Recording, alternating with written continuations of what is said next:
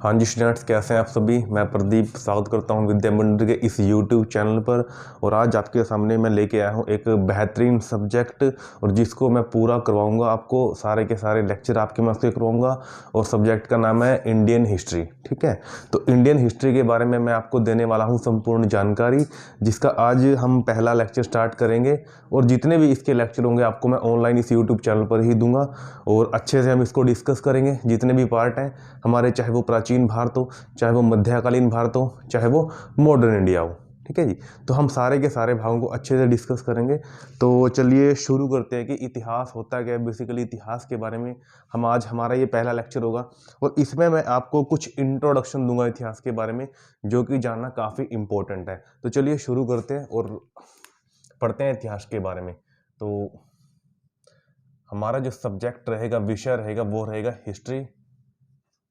और very important, अपने आप में काफी इंपॉर्टेंस रखता है हर एक एग्जाम में। इतिहास,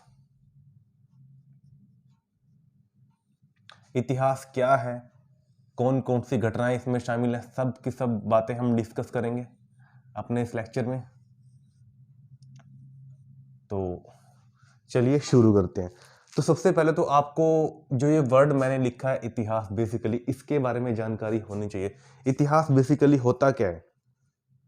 आप लोग कहोगे जो घटनाएं बीत चुकी हैं वो सभी बातें इतिहास होंगी हमारी। क्या ऐसा है? बिल्कुल ऐसा नहीं है। ठीक है, इतिहास हम उन घटनाओं को कहेंगे जिनके हमारे पास क्या है, लिखित साक्ष्य हैं, रिटन सोर्स है। अगर किसी भी कोई पुरानी अगर कोई घटना घटित हुई है और हमारे पास उसके रिटन सोर्स हैं, लिखित साक्ष्य हैं, ठीक है, हमने उनको पढ़ा है, लिखा है, समझा है, ठीक है, वही हमारा क्या होगा, वही हमारा इतिहास होगा, वही हमारी हिस्ट्री होगी। लेकिन अगर किसी भी ऐसी घटना जिसके हमारे पास कोई साक्ष्य नहीं है, ठीक है, लिखित अवशेष नहीं है, तो वो सब का सब क्या होगा, वो सब का सब हमारा अतीत होगा। ठीक है, तो यही बेसिक डिफरेंस होता है हिस्ट्री और इतिहास में।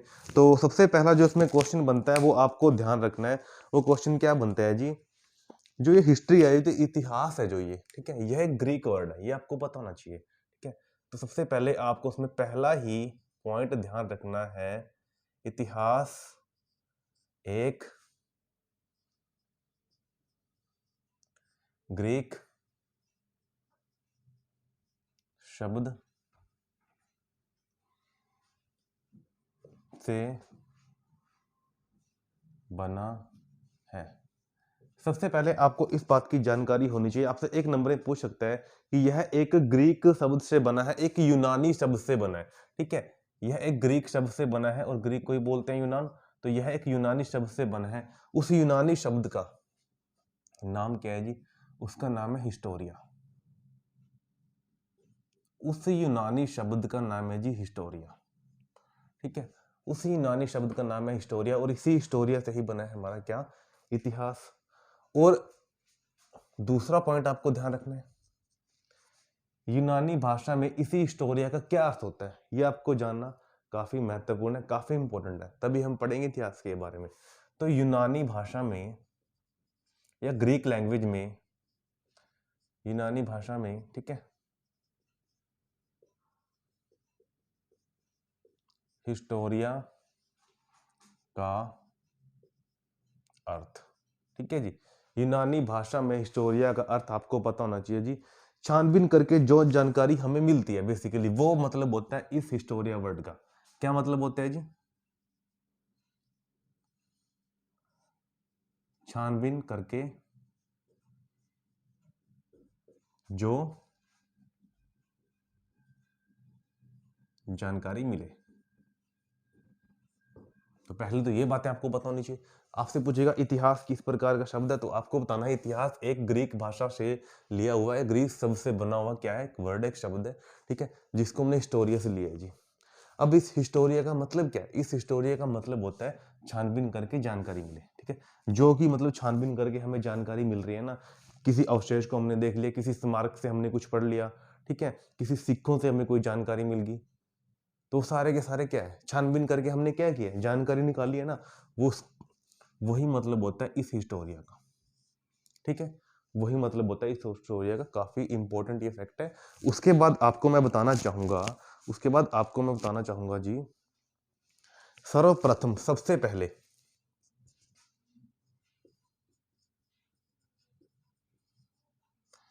सर्वप्रथम, ठीक है जी, हेरोडोट्स, ठीक है, सर्वप्रथम हेरोडोट्स नामक, जो कि यूनान का ही शासक था, सर्वप्रथम हेरोडोट्स नामक व्यक्ति ने अपनी पुस्तक, ठीक है, व्यक्ति ने अपनी पुस्तक हिस्टोरिका, तो ये भी काफी इंपॉर्टेंट हो जाता है जी, हिस्टोरिका, और यहां से नाम इंपॉर्टेंट हो जाता है जी, हेरोडोट्स, ठीक है, और ये इंपॉर्टेंट हो जाता है जी, हिस्टोरिया, तो 3 पॉइंट आपको ध्यान रखने हैं, ठीक है जी। तो हेरोडोट्स नामक व्यक्ति ने अपनी पुस्तक हिस्टोरिका में क्या किया है जी, अतीत की सभी, अतीत की सभी, ठीक है, घटित हुई घटनाओं का क्या किया है, वर्णन किया है इस पुस्तक के अंदर लिखकर। ये आपको बात पता होना चाहिए कि सर्वप्रथम हेरोडोट्स नामक व्यक्ति ने अपनी पुस्तक हिस्टोरिका में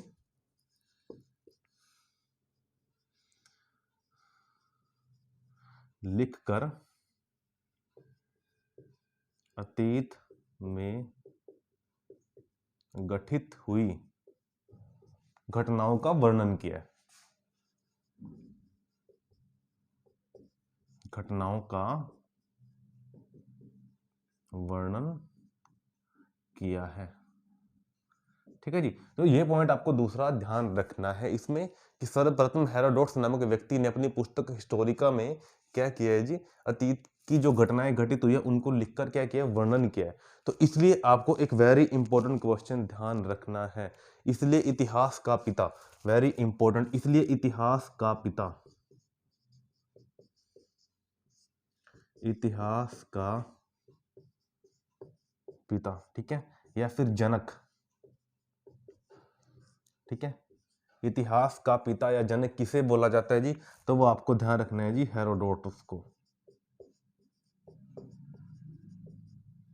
हेरोडोटस को, ठीक है, वेरी इंपॉर्टेंट फैक्ट है, ठीक है, ध्यान आपको रखना है कि इतिहास का पिता या इतिहास का जनक किसे बोला जाता है, हेरोडोटस को, इंपॉर्टेंट है, ध्यान आपको ये बात रखनी है, ठीक है।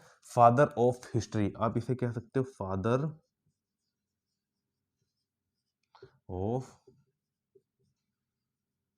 हिस्ट्री, ठीक है जी। तो फादर ऑफ हिस्ट्री कौन होंगे जी, बोर्ड पे मैंने लिख दिया, हेरोडोटस।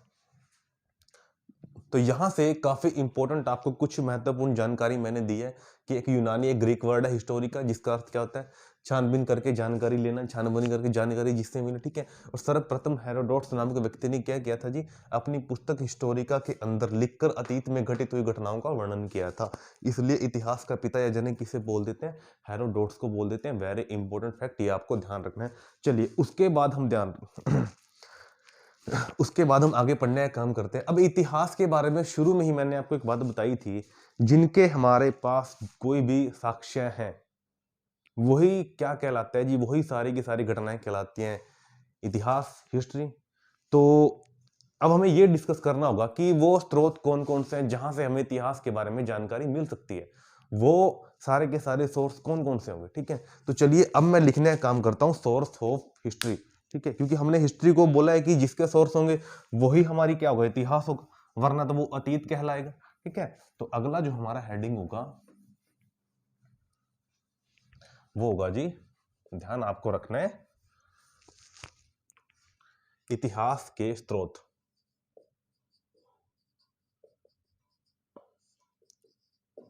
इतिहास के स्रोत, ठीक है, ये आपको ध्यान रखना है जी। तो इसमें आप कह सकते हो source of history, source of history, ठीक है जी, सोर्स ऑफ हिस्ट्री। तो इतिहास के स्रोत कौन कौन से होते हैं वो आपको ध्यान रखना है जी। सबसे पहले आपको ध्यान रखना है जी इसमें पुरातात्विक स्रोत, आर्कियोलॉजिकल सोर्सेस, ठीक है। तो सबसे पहले आपको ध्यान रखना है पुरातात्विक स्रोत, आर्कियोलॉजिकल सोर्सेस। पुरातात्विक स्रोत कौन कौन से हो सकते हैं जिनसे हमें इतिहास के बारे में जानकारी मिलती है, वो हमें पता होना चाहिए जी। तो चलिए पढ़ने का काम करते हैं। पुरातात्विक स्रोत लाइक फॉसिल्स, अवशेष, ठीक है। तो इसमें हम काउंट करेंगे जी जो जितने भी अवशेष हमें मिले हैं, फॉसिल्स हमें मिले हैं, अवशेष, उसके बाद अभिलेख, कोई भी ऐसे रिटन सोर्स जो पहले किसी पत्थरों पर लिखवाए हों, ठीक, वो सारे के सारे क्या होंगे, अभिलेख होंगे। किसी गुफा चित्रों में लिखवाए हों, ठीक है जी, अभिलेख। उसके बाद आपको ध्यान रखना है स्मारक, मोनुमेंट्स, स्मारक, बड़े बड़े जो स्मारक बने हुए हैं उनसे भी हमें जानकारी मिलती है इतिहास की, स्मारक। और उसके बाद क्या, सिक्के। कई ऐसे शास्त्र हैं जिन्होंने सिक्के चलाए और सिक्कों के ऊपर वो भी अंकित है खुद कुछ गतिविधियां करते हुए, तो इन सिक्कों से भी हमें जानकारी मिलती है। ये आपको पता होना चाहिए, वेरी इंपॉर्टेंट, ठीक है। उसके बाद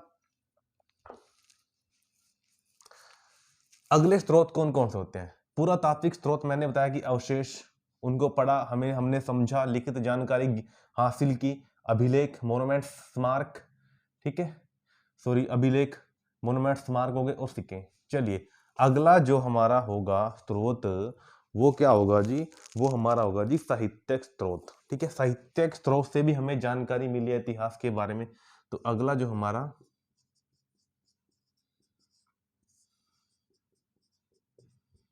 साहित्यिक स्रोत, अब इस साहित्यिक स्रोत को हमने फर्दर दो भागों में डिवाइड किया हुआ है। तो वो दो भाग कौन कौन से हैं जी, वो आपको ध्यान रखने।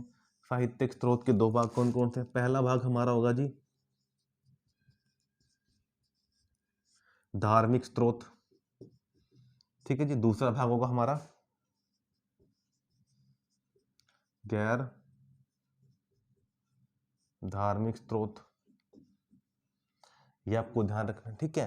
अब साहित्यिक स्रोत दो प्रकार के होते हैं, एक होता है धार्मिक स्रोत और दूसरा क्या होता है जी हमारा गैर धार्मिक। अब धार्मिक वो कौन कौन से स्रोत है जिनसे हमें इतिहास के बारे में जानकारी मिली है, ठीक है। तो सबसे पहले आपको क्या ध्यान रखना है, ठीक है, रामायण, रामायण, ठीक है, महाभारत, रामायण होगी, महाभारत होगी, हमारे वेद होंगे, पुराण होंगे, उपनिषद होंगे, वेद, पुराण, उपनिषद, ठीक है।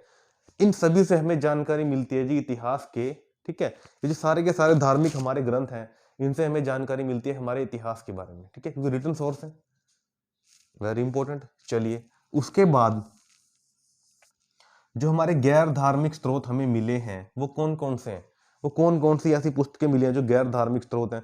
जैसे अर्थशास्त्र, ठीक है,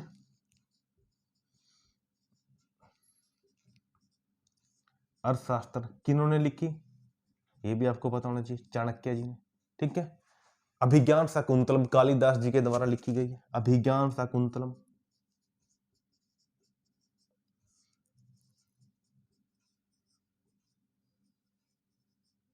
अभिज्ञान शाकुंतलम। अब ये भी इतिहास के स्रोत हैं, गैर धार्मिक, ठीक है, लेकिन जानकारी इनसे भी मिली है, ठीक है, अभिज्ञान शाकुंतलम। उसके बाद पंचतंत्र, वेरी इंपॉर्टेंट, विष्णु शर्मा जी के द्वारा लिखित पंचतंत्र, ठीक है, पंचतंत्र विष्णु शर्मा के द्वारा रचित, ठीक है जी, पंचतंत्र विष्णु शर्मा के द्वारा रचित। उसके बाद क्या, इंडिका मैगस्थनीज, इंडिका, इंडिका, ठीक है, मैगस्थनीज,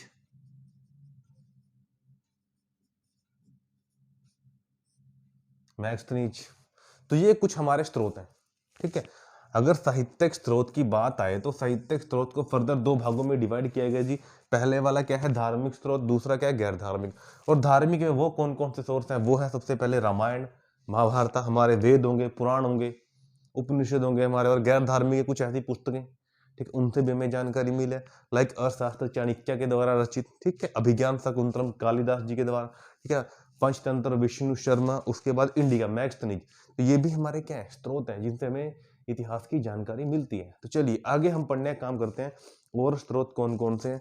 तीसरी हमें जानकारी कहाँ से मिलती है इतिहास के बारे में, वो हमें मिलती है जी जो तीसरी हमारी जानकारी है इतिहास, वो मिलती है हमें विदेशी यात्रों, जो यात्री हमारे देश में आए, ठीक है, जिन्होंने यहाँ पर भ्रमण किया और भ्रमण करने के बाद क्या किया जी, ठीक है, अपने वृतांतों के अंदर भारत के अनेक शहरों का क्या किया, वर्णन किया है, ठीक है।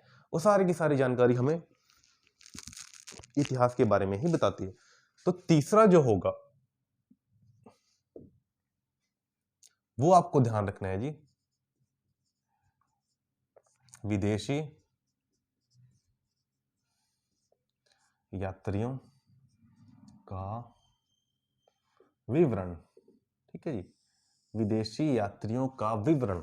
जो तीसरा हमारा इतिहास का सोर्स है वो क्या होगा जी, विदेशी यात्रियों का विवरण। और इसमें आप क्या ध्यान रखोगे, ऐसे कुछ विदेशी यात्री हमारे भारत में आए हैं अलग अलग शासकों के समय में, ठीक है, वो आपको ध्यान रखना है। तो सबसे पहले आप ध्यान रखोगे जैसे फाहियान, एक चीनी यात्री फाहियान, ये भारत में आया, इन्होंने क्या किया, अपने वृत्तांतों में भारत की में जानकारी दी है। हर्षवर्धन के शासनकाल में कौन आया जी, ह्वेन, वेरी इंपॉर्टेंट, पेपर में पूछा जाता है जी, ह्वेन, ठीक है, किसके शासनकाल में आया, ये आपको पता होना चाहिए, हर्षवर्धन जी के शासनकाल में। उसके बाद आपको ध्यान रखना है मोहम्मद बिन तुगलक के समय एक यात्री आया था जिसका नाम है इब्न बतूता, दिल्ली के बारे में जानकारी दी थी, इब्न बतूता, ठीक है। तो इन सभी ने क्या कर रखे अपनी पुस्तकों में, जैसे हमें स्वांग ने पुस्तक लिखी है जी सीओ की, ठीक है, इब्न बतूता ने पुस्तक लिखी है जी रेहला, इन्होंने पुस्तक लिखी है जी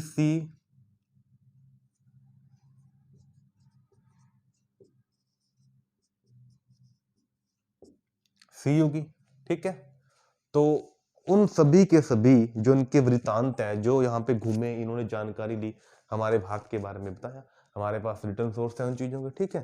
तो ये भी हमारे इतिहास की जानकारी है। तो ये तीन स्रोत है जहां से हमें, तो सिंपल सीधी सी बात क्या है, अगर कोई भी हमें पास्ट की ऐसी चीज मिल रही है जिनका इन तीनों से क्या है, कहीं ना कहीं कोई लिंक है, देन हम उसे क्या कहेंगे, इतिहास कहेंगे। ये चीज आपको समझनी होगी, ठीक है, तब उन्हें क्या कहेंगे, इतिहास कहेंगे। तो वेरी इंपॉर्टेंट पार्ट है। चलिए उसके बाद हम आगे पढ़ने का काम करते हैं, तो आगे हम पढ़ने का काम क्या करेंगे जी, अब भारतीय इतिहास को बेसिकली कितने पार्ट में बांटा गया है जी, तो अब हम वो डिस्कस करेंगे, ठीक है। तो आज हमारी ये इंट्रोडक्शन की क्लास रहेगी। तो अब हम पढ़ते हैं आगे, स्रोत हमने पढ़ लिए, कहां कहां से इतिहास की जानकारी हमें मिली। तो अब आपको बेसिकली ध्यान रखना है, भारतीय इतिहास को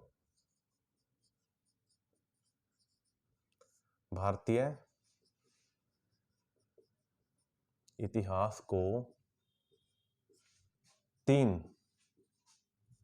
मुख्य भागों में बांटा गया है,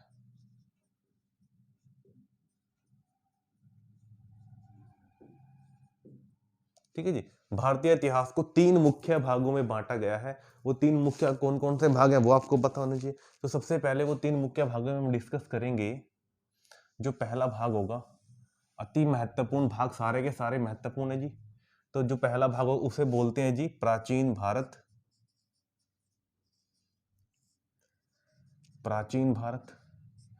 एंशिएंट इंडिया,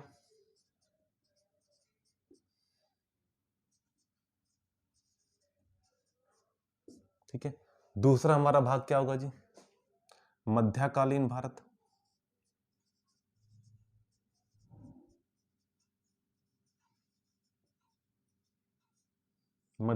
भारत, इसे हम क्या कहते हैं जी, मिडेवल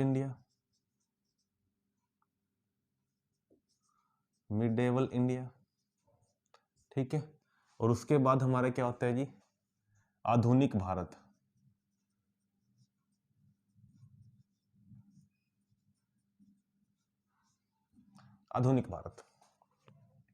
जिसको हम बोलते हैं मॉडर्न इंडिया, ठीक है जी। तो इन तीन मुख्य भागों में बांटा गया है जी किसको, भारतीय इतिहास को। वेरी वेरी वेरी इंपॉर्टेंट, ठीक है। तो प्राचीन भारत में हमारे सारे के सारे हिंदू शासक हमें देखने को मिलेंगे, मध्यकालीन भारत में हमें मुस्लिम शासक देखने को मिलेंगे, ठीक है। तो अगर इन तीनों पार्टों को हम कंपैरिजन करें, अगर हम इन तीनों पार्टों का कंपैरिजन करें, तीनों भागों का कंपैरिजन करें, तो सबसे लंबा जो भाग होगा वो हमारा प्राचीन भारत है। ठीक है। तो जो सबसे लंबा हमारा क्या होगा, भाग होगा, तो वो प्राचीन भारत है। ठीक है। इसलिए प्राचीन भारत को हमने फर्दर क्या किया है जी, 3 भागों में डिवाइड कर दिया गया। क्यों कर दिया? क्योंकि तीनों में सबसे जो लंबा हमारा भाग है वो प्राचीन भारत है, इसलिए इसको 3 भागों में विभाजित किया है।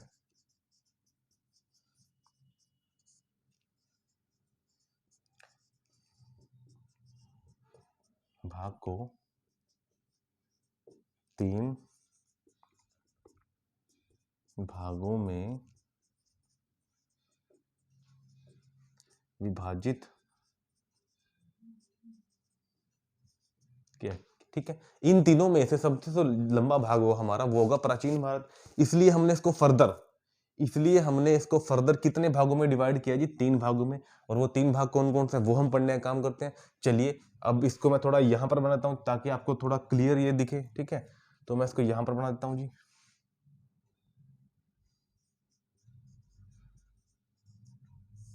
प्राचीन भारत को हमने दोबारा 3 भागों में डिवाइड किया जी। एंशियंट इंडिया को हमने दोबारा 3 भागों में डिवाइड किया जी। और वो 3 भाग कौन कौन से हैं वो हमें ध्यान रखने हैं जी। सबसे पहले होगा हमारा प्री हिस्टोरिक। ठीक है। तो सबसे पहला जो हमारा होगा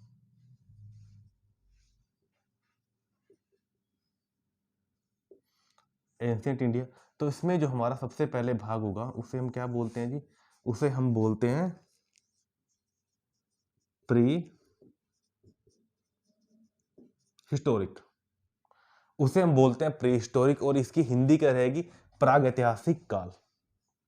इसे हम बोलते हैं प्राग ऐतिहासिक काल। आई होप आपको समझ आ रहा होगा जी, प्राग ऐतिहासिक काल। ठीक है। उसके बाद जो हमारा दूसरा भाग होगा उसे बोलते हैं, ठीक है, प्रोटो हिस्टोरिक पीरियड।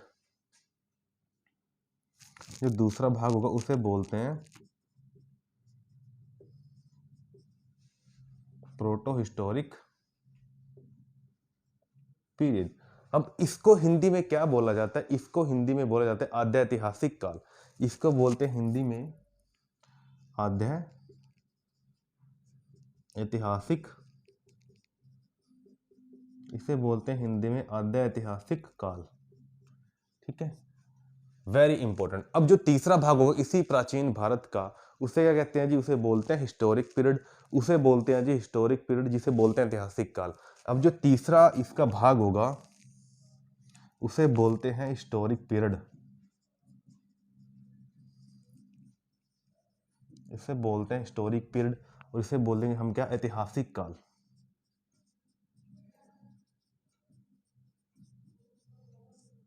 ऐतिहासिक काल। ठीक है। तो देखिए मैंने आपको फर्दर जो ये प्राचीन भारत है इसको 3 भागों में बांट के दिखाया क्योंकि ये सबसे लंबा है। इन तीनों में अगर कंपैरिजन करें तो सबसे लंबा जो भाग होगा हमारा वो प्राचीन भारत होगा। और प्राचीन भारत को ही हमने फर्दर कितने भागों में डिवाइड किया है जी, ठीक है, 3 भागों में, प्री हिस्टोरिक, प्रोटो हिस्टोरिक और हिस्टोरिक। ठीक है जी। प्रागैतिहासिक काल, आद्य ऐतिहासिक काल और ऐतिहासिक काल। तो इन 3 भागों में हमने क्या किया जी, इसको डिवाइड किया।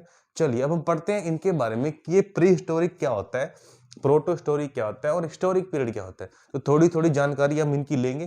ठीक है। बाकी प्राचीन में आपको मैं पूरी डिटेल में इनको कराऊंगा। तो चलिए शुरू करते हैं इसके बारे में लिखना। ठीक है। तो प्रागैतिहासिक काल वो काल होता है जिसके हमें अवशेष तो मिले हैं, लेकिन कोई लिखित जानकारी नहीं है। ठीक है जी। जिनके हमें अवशेष मिले हैं लेकिन कोई लिखित जानकारी नहीं है, कहने का क्या मतलब है, ठीक है, उस समय के जो इंसान थे बेसिकली वो क्या था, एक असभ्य था, उसे नहीं पता था करना क्या है। ठीक है ना। तो यहां पे हमें क्या लिखना है, सबसे पहले इसमें हमने लिखना है कि इसके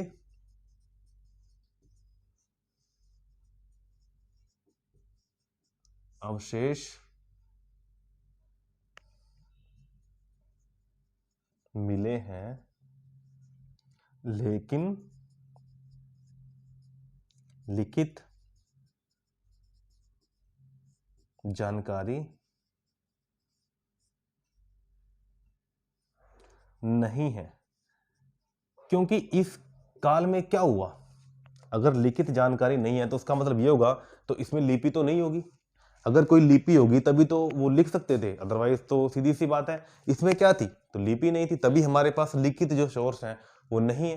ठीक है ना, तो लिखिए इसमें अगला पॉइंट, लिपियों का आविष्कार इसमें नहीं हुआ था। ठीक है, तो इसमें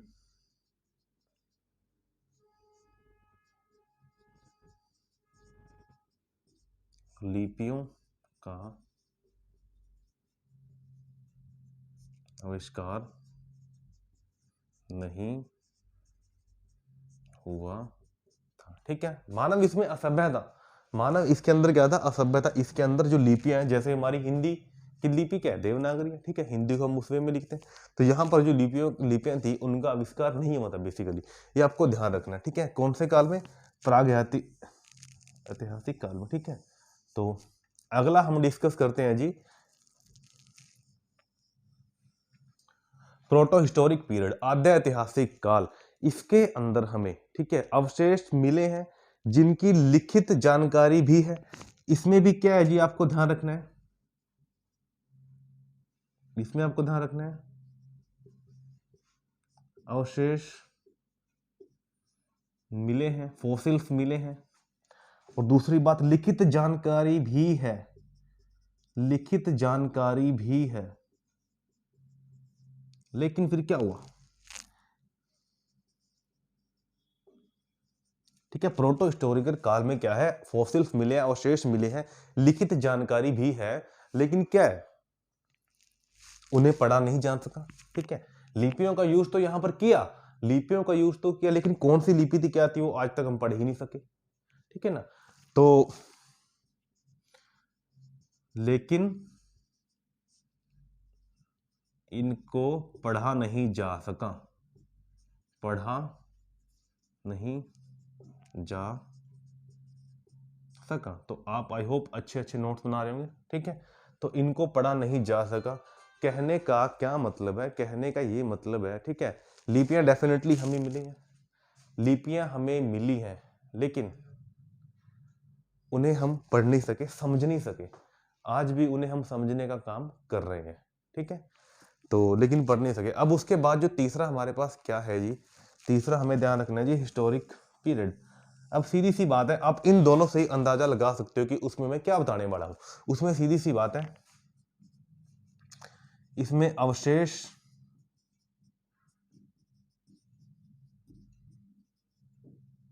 मिले हैं जी, लिखित जानकारी भी मिली है,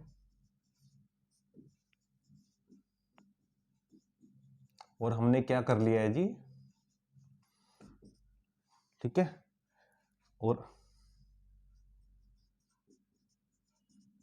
लिखित जानकारी को पढ़ भी लिया है।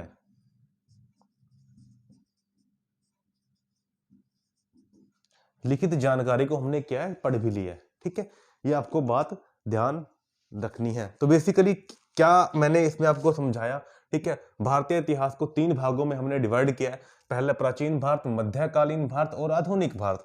और प्राचीन भारत इन तीनों कालों में सबसे लंबा है, इसलिए हमने क्या किया, इसको भी फर्दर 3 भागों में डिवाइड कर दिया। ठीक है, इसको भी फर्दर 3 भागों में डिवाइड कर दिया।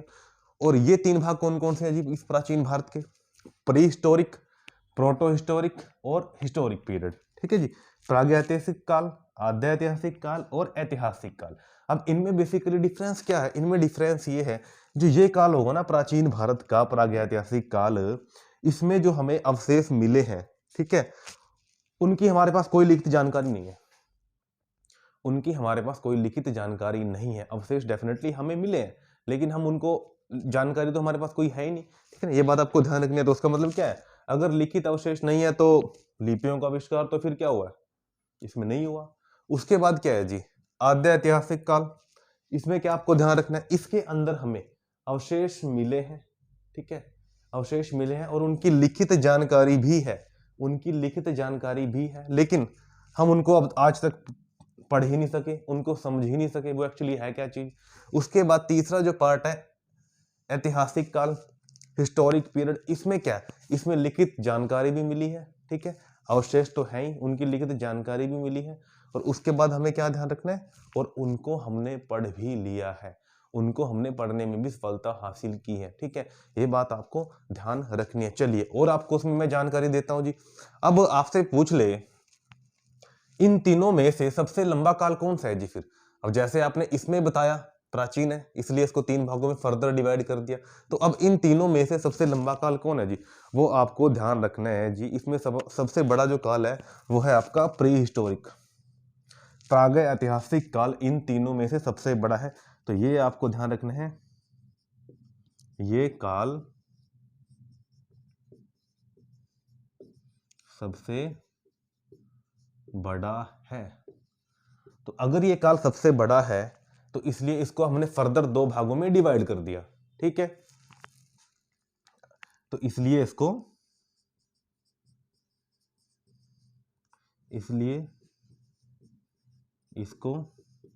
2 भागों में, तो ये जो काल है सबसे बड़ा है। ठीक है, ध्यान आपको रखना है। और इसलिए क्या है, ये इसको फर्दर हमने कितने भागों में डिवाइड किया है जी, इसको हमने फर्दर 2 भागों में डिवाइड किया है। और वो भाग कौन कौन से हैं, ठीक है, वो हम अब लिखने वाले हैं बोर्ड पे। ठीक है, मैं इसको साफ कर देता हूं।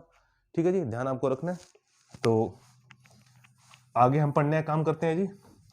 तो आई होप आप अपने नोट्स अच्छे से बना रहे होंगे, क्योंकि जितने अच्छे आप नोट्स बनाओगे वही आपको क्या देंगे जी, बेनिफिट देंगे। ठीक है, ध्यान आपको रखना है, आपके द्वारा बनाए गए नोट्स ही आपको हेल्प करने वाले हैं। किसी और के नोट्स अगर आप पढ़ोगे तो आपको समझ नहीं आएंगे, क्योंकि वो नोट्स उसके हैं जिससे आपने लिए हैं, वो उसको समझ आएंगे। आपको अपने नोट्स खुद बनाने हैं। ठीक है, तो चलिए शुरू करते हैं। तो जो आपको मैंने बताया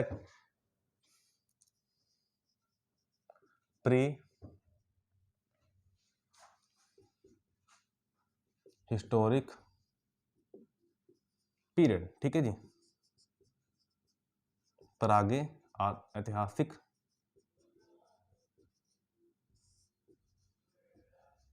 काल। ठीक है, प्राग ऐतिहासिक काल, इसको भी हम फर्दर हमने कितने भागों में डिवाइड किया है जी, तो इसको भी हमने आगे कितने भागों में डिवाइड कर दिया जी, 2 भागों में, क्योंकि क्या है, ये भी बेसिकली बड़ा भाग है। तो सबसे पहला जो भाग होगा उसे बोलते हैं स्टोन एज, उसे बोलते हैं जी स्टोन एज, जिसको हिंदी में क्या कहते हैं जी, पाषाण काल, जिसे हम बोलते हैं हिंदी में पाषाण काल। और दूसरा भाग क्या होगा जी, इसे बोलते हैं जी कॉपर एज, और इसे हिंदी में क्या बोलते हैं जी, ताम्र युग। यहां पर युग आएगा बच्चों, ध्यान रख लेना। ठीक है, तो ये है पाषाण युग और ये है ताम्र युग। ठीक है जी, ध्यान आपको ये बात रखनी है। अब इसे पाषाण युग क्यों कहा गया है, इसे स्टोन एज क्यों कहा गया है, जैसा कि इसके नाम में ही ये मेंशन है। ठीक है, इस समय में क्या हुआ होगा, इस समय में मनुष्य सिर्फ पत्थरों का ही इस्तेमाल किया करता होगा, बिल्कुल, तभी इसको हमने क्या नाम दिया जी, स्टोन एज। ठीक है, तो आप लिख सकते हो इसमें मनुष्य केवल पत्थरों के द्वारा ही कार्य किया करता था। ठीक है, ये बात आपको ध्यान रखनी है। इसमें केवल मनुष्य किनके द्वारा जी, ठीक है, इसमें पत्थरों का ही इस्तेमाल बेसिकली किया जाता, उसे नहीं पता था। ठीक है, तो दूसरा जो मैंने युग उसमें लिखा है वो बोला है मैंने ताम्र युग, कॉपर युग। अगर देखो पत्थरों का इस्तेमाल करते करते, ठीक है, सबसे पहले उसने किस धातु की खोज की, ये पता होना चाहिए आपको। ठीक है, तो सबसे पहले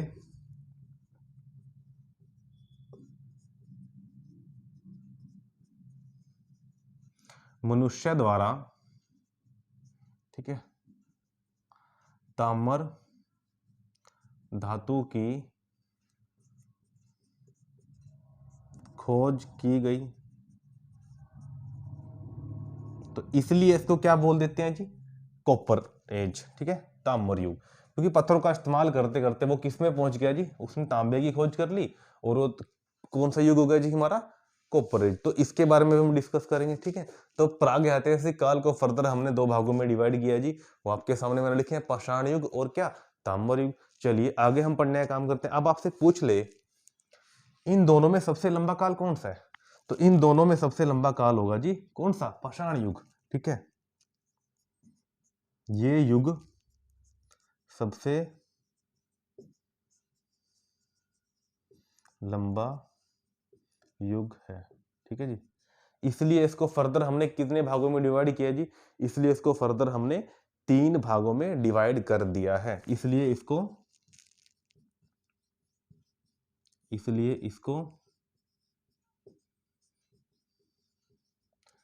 3 भागों में बांटा गया है। वो 3 भाग कौन कौन से हैं मैं साफ करके लिख देता हूं जी। ठीक है, किसको, पाषाण युग को। चलिए शुरू करते हैं।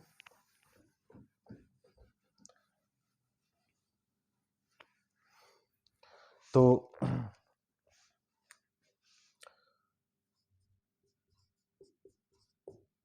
पाषाण युग को फर्दर कितने भागों में बांटा गया है जी, ये आपको ध्यान रखना है। ठीक है, पाषाण युग को फर्दर हमने 3 भागों में डिवाइड किया है जी, ये बात आपको ध्यान रखनी है, वेरी इंपॉर्टेंट। तो 3 भाग कौन कौन से हैं, चलिए हम लिखते हैं। सबसे पहला भाग क्या होगा जी, ठीक है, पूरा पाषाण काल, पैलियोलिथिक पीरियड। तो सबसे पहला भाग क्या होगा जी,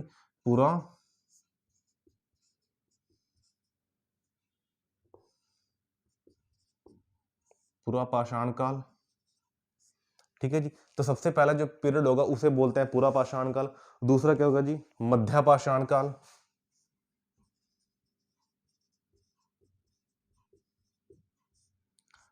मध्य पाषाण काल। और तीसरा क्या होगा जी हमारा, नव पाषाण काल। तीसरा हमारा भाग होगा जी नव पाषाण काल। ठीक है, इस स्टोन एज को भी फर्दर हमने 3 भागों में डिवाइड किया है।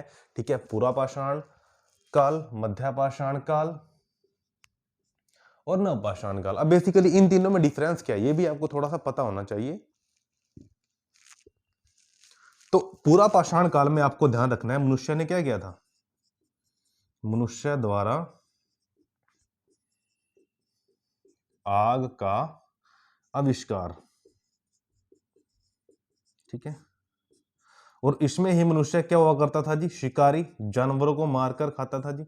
इसमें मनुष्य क्या हुआ करता जी, शिकारी। ये बात आपको ध्यान रखनी है जी। ठीक है, बेसिकली असभ्य, उसको नहीं थी जानकारी इतनी, वो बेसिकली क्या था जी, असभ्य। ठीक है, असभ्य था, ये आपको पता होना चाहिए। उसके बाद मध्य पाषाण काल।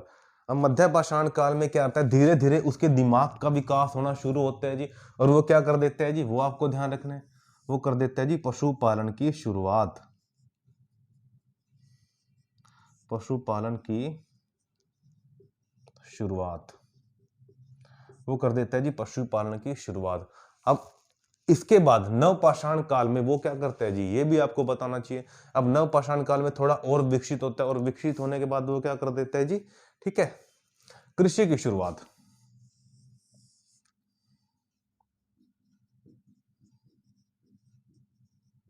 कृषि की शुरुआत। ठीक है, तो देखिए आपको मैंने पूरा एक चार्ट बनवा दिया कि सबसे पहले जो हमारे स्रोत हैं वो कौन कौन से हैं, वो मैंने आपको बता दिया। उसके बाद आपको मैंने बताया क्या, ठीक है, कि इतिहास को हमने बेसिकली कितने भागों में बांटा है जी, इतिहास को बेसिकली हमने 3 भागों में बांटा है, प्राचीन भारत, मध्यकालीन और मॉडर्न।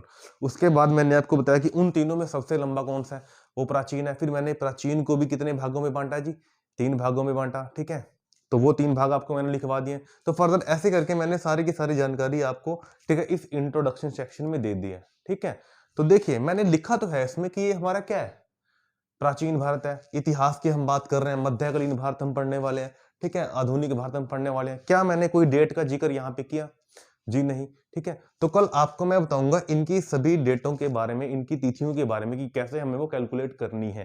क्योंकि अगर हम उसको सीखेंगे तभी हम पता लगा सकते हैं कि ईसा पूर्व क्या होता है, बीसी का मतलब क्या होता है। ठीक है, तो चलिए मिलते हैं कल की क्लास में, और आई होप आपको ये आज का सेशन पसंद आया होगा। जरूर इसको नोट करना, अच्छे अच्छे नोट्स बनाना, और हम इस क्लास को रेगुलर रखेंगे, सारी जानकारी आपको मैं इसमें प्रोवाइड कराऊंगा। तो चलिए मिलते हैं कल। Thank you.